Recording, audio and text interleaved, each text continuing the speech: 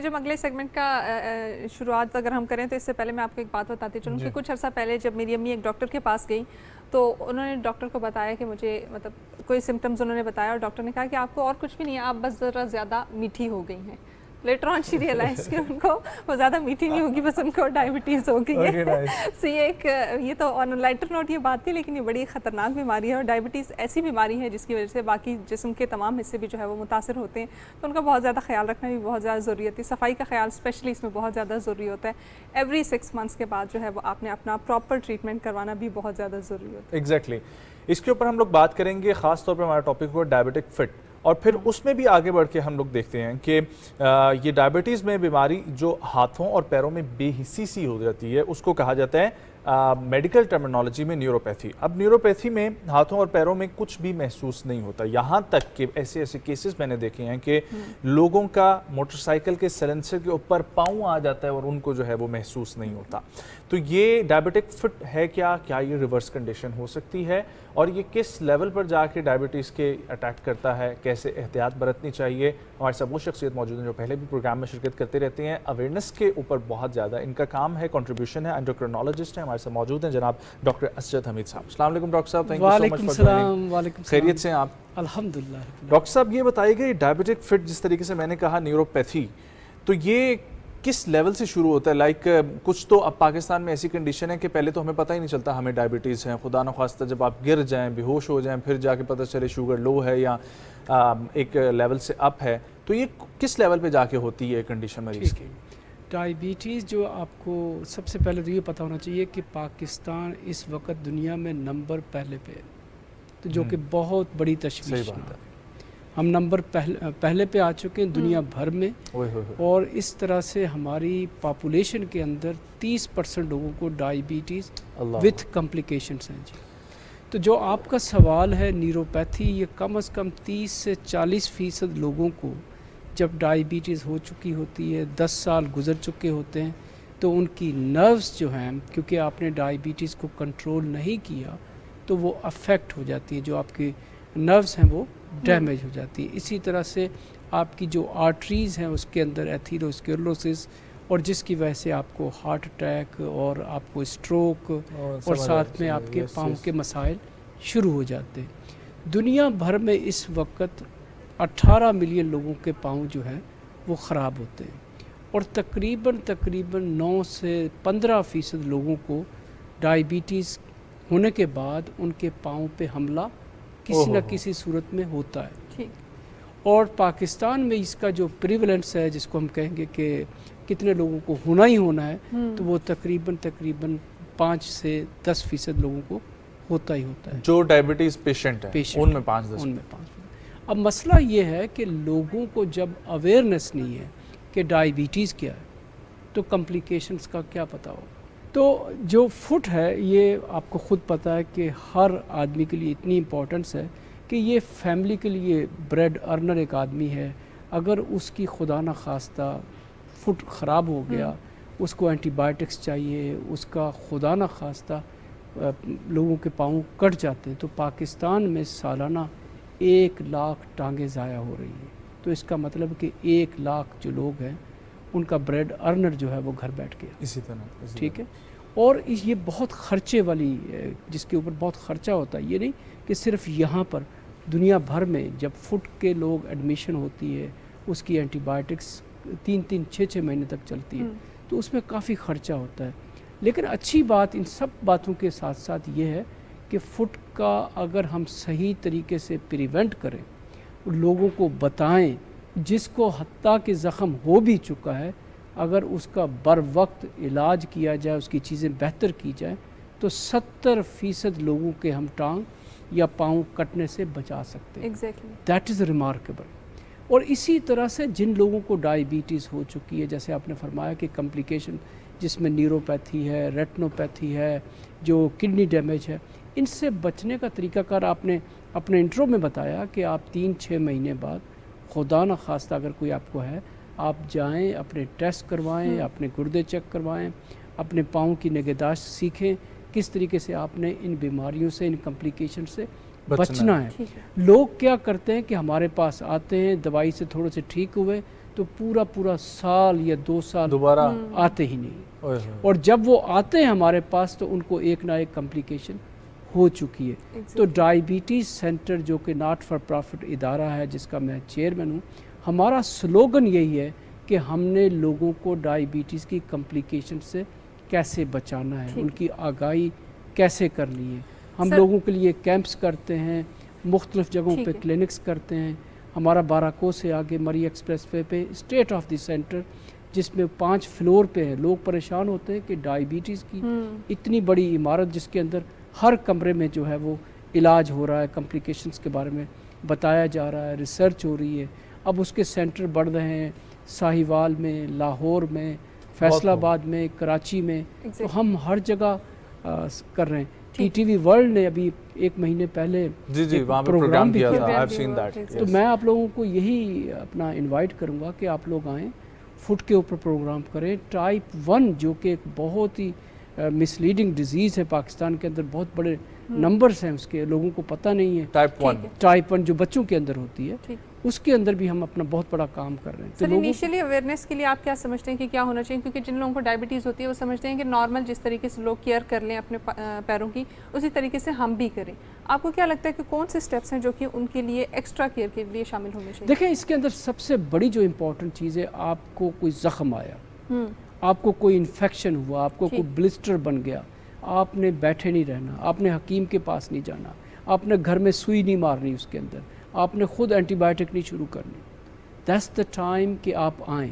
اور صرف یہ نہیں کہ ڈائبٹیز، آپ کے پاؤں کیسے ہیں، فلیٹ فٹ ہیں، آپ کی آرچز لاس ہو رہی ہیں، آپ کے اندر کوئی اور پرابلم ہو رہا ہے، تو ہم وہ بھی گائیڈ کرتے ہیں۔ ہم مریض کو چلا کے دیکھتے ہیں، ہم ان کا پیڈو اسکین کر کے ان کی اینجیوپیتھی دیکھتے ہیں کہ ان کی آرٹریز انٹیکٹ ہیں یا نہیں ہیں، کوئی ان کو نیوروپیتھی ہو چکی کہ نہیں ہو چکی۔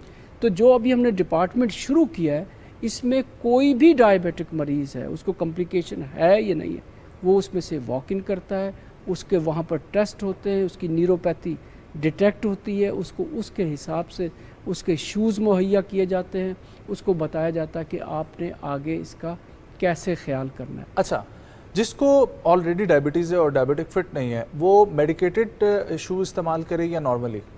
دیکھیں، جس کو کوئی ابھی پرابلم نہیں ہے تو وہ بے شک نارمل شوز کرے، لیکن جس کو کمپلیکیشنز ہو رہی ہیں، اور کمپلیکیشن کی سٹارٹنگ فیز کیا ہے؟ فیز یہ کہ آپ کی ٹنگلنگ ہے، نمنس ہے، آپ کے پاؤں جلتے ہیں، آپ کے پاؤں میں زخم آ رہے ہیں۔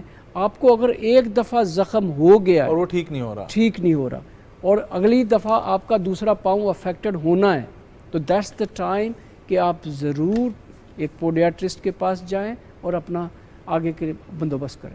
سر بہت سارے لوگ یہ سمجھتے ہیں کہ انسولین پہ ہیں یا میڈیکیشن لے رہے ہیں تو اس کے بعد وہ میٹھا بھی کھا سکتے ہیں اور بہت ساری میٹھی چیزیں، اور پھر بہت سارے لوگ یہ سمجھتے ہیں کہ ایسے فروٹس جو کہ ٹیسٹ میں میٹھے نہیں لگتے تو وہ کہتے ہیں کہ نہیں یہ تو ٹیسٹ میں میٹھے نہیں ہیں، یا بہت ساری اور بھی چیزیں جو ٹیسٹ میں میٹھی نہیں لگتی تو وہ کہتے ہیں یہ افیکٹ نہیں کریں گی۔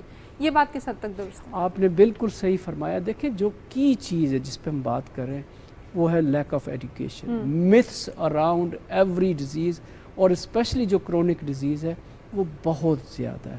میڈیا کو بھی اس پہ کام کرنا چاہیے، ہم سب کو مل کے ان myths کو لوگوں کو بتانا چاہیے کہ بھائی انڈا کھانے سے آپ کا بلڈ پریشر نہیں بڑھے گا، گڑ کی چائے پینے سے آپ کی شوگر خراب نہیں ہوگی، آپ کی خراب ہوگی۔ لوگ ایسا سمجھتے کہ میں شوگر کی جگہ شکر لے لوں، گڑ لے لوں، میٹھے چیزیں جیسے آپ نے کہا فروٹ کھا لوں، انگور کھا لوں، تو یہ بالکل غلط ہے۔ ہر چیز کے اندر شوگر ہے، سب سے زیادہ روٹی چاول میٹھا، اس کا ہمیں پرہیز کرنا چاہیے۔ تو سر وہ کیا کریں پھر، کس ڈائٹ پہ شفٹ ہو کر لیں اپنے؟ آپ روٹی جیسے جو انگریز ہیں، جو جرمنی ہے، یورپ ہے، دوسرے ممالک ہیں، تو اس میں 5% ہے جو ڈائبیٹک کے مریض ہیں۔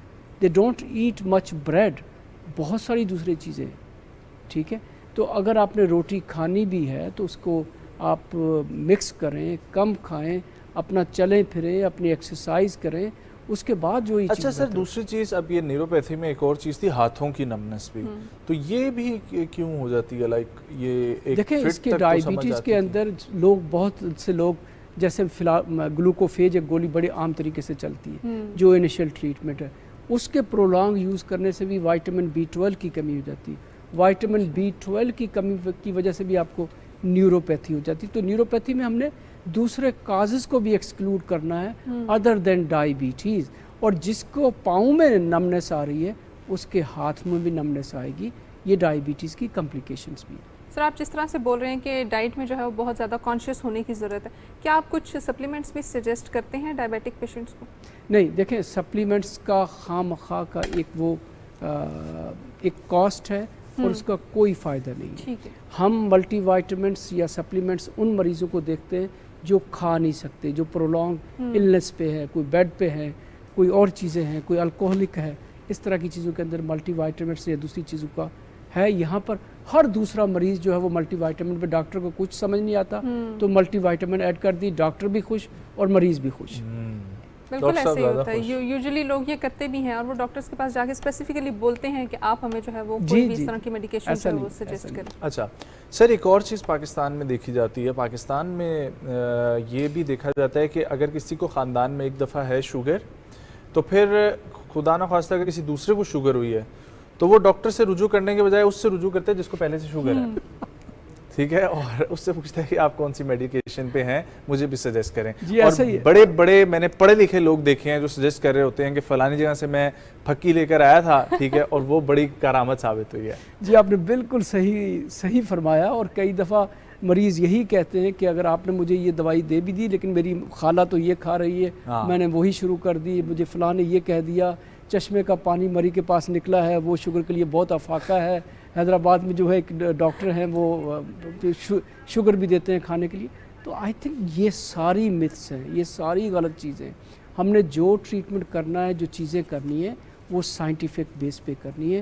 اور سائنٹیفک بیس کے اندر جو سب سے اچھا ٹریٹمنٹ ہے ڈائیبٹیز کا, کاربوہائیڈریٹس کو, نشاستے کو کم کرو, واک زیادہ کرو, میٹھی چیزوں سے پرہیز کرو اور اپنے آپ کو فٹ رکھنے کی کوشش کرو.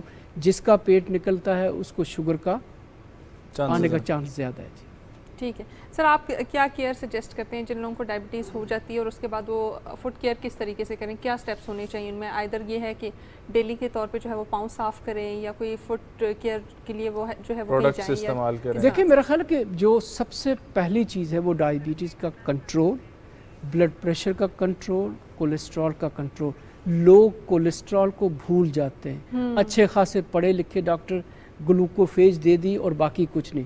بلڈ پریشر اس سے زیادہ امپورٹنٹ ہے, کولیسٹرول اس سے زیادہ امپورٹنٹ ہے.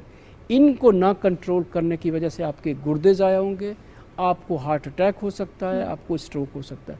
تو ایک تو یہ پہلو ہے. دوسرا, پاؤں کی طرف آتے ہوئے ہم نے یہ کرنا کہ رات کو سونے سے پہلے اپنے پاؤں چیک کریں, صبح کو چیک کریں. جوتے ہم ایسے پہنیں جس سے ہمارے پاؤں میں تکلیف نہ آئے. ساکس ہم ایسی پہنیں جیسے کاٹن کی ساکس ہیں, وہ زیادہ امپورٹنٹ ہے. اسی طریقے سے جب آپ کے پاؤں میں خراش آتی ہے, کوئی زخم آتا ہے, کوئی آپ کی اسکن خراب ہو رہی ہے, تو آپ فوری طور پر اپنا علاج خود نہ کریں. آپ اس کے لیے مستند اداروں میں جائیں, مستند ڈاکٹر کے پاس جائیں اور اس سے اپنے آپ کو دکھائیں. اگر آپ دور بھی بیٹھے ہوئے ہیں, آج کل تو ٹیلی میڈیسن کا دور ہے, آپ واٹس اپ بھی کر سکتے ہیں, آپ دوسری چیزیں بھی کر سکتے ہیں جس سے آپ کو ایک مستند آپ کو مستفیض کیا جا سکتا ہے. ٹھیک ہے. اچھا ڈاکٹر صاحب, یہاں پر یہ دیکھا جاتا ہے کہ, اور یہ میرا سوال بھی ہے اور بہت سارے مریضوں کی طرف سے احتجاج بھی ہے, وہ یہ کہ آپ لوگ کیوں میڈیسنز پہ مریضوں کو لگاتے ہیں جب انٹرنیشنلی یہ ہے کہ انسولین پہ لے کر جایا جاتا ہے, اور پھر وہ میڈیسنز کھا کے مریضوں کے گردے اور پتہ نہیں کیا کیا چیزیں ڈیمیج ہو جاتی ہیں. آپ کی بات کسی حد تک صحیح ہے.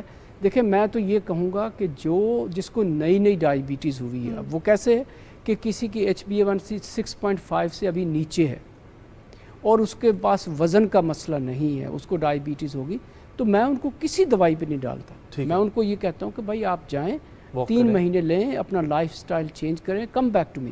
اور میرے پاس ایسے مریض موجود ہیں جن کو سالوں سے میں نے کسی دوائی پہ نہیں ڈالا اور انہوں نے 6 سے نیچے اپنے آپ کو رکھا ہوا ہے, وہ اپنی لائف سٹائل چلا رہے ہیں, ان کو کسی دوائی پہ نہیں. دوسری بات یہ ہے کہ جب دوائی کی ہم بات کرتے ہیں تو مریض کے ساتھ ڈسکس کرنا چاہیے. ہر مریض کو نہ انسولین چاہیے نہ گولی چاہیے, اس وائس ورسا.